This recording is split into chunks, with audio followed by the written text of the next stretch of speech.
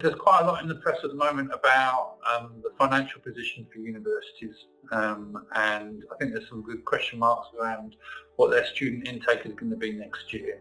So I think there's a number of issues. I think there's some just making sure that they don't make any rash decisions around their insurance cover. That they approach it sensibly. Equally, we've got a role to play on things like making sure that in revised budgets, that insurance has a role to play in terms of cost effectiveness. I'll give you a good example: the travel insurance for the next 12 months. We just don't know what that's going to look like. It's probably unlikely that there's going to be much overseas travel in the autumn term, because even if the UK comes out of lockdown, are the territories which they're travelling to still under those situations?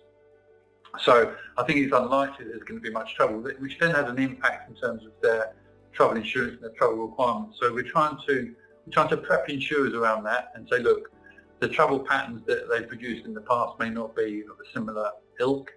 So we're trying to sort of just prepare insurers around that. We're looking at business interruption cover. I don't think there's any expectation that there's going to be cover for COVID-19. But I think it's interesting because I think it has made people think a little bit more around how their business interruption cover is structured.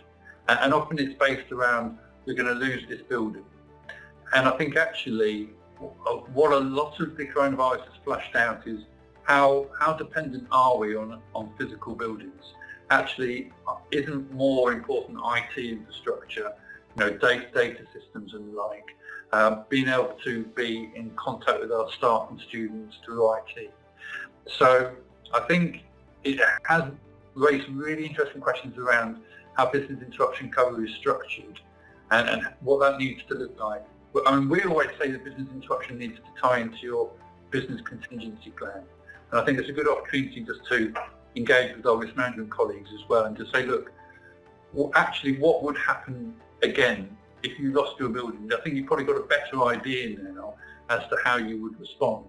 And actually what are the assets within your organisation which really produce the sources of revenue which are important to you?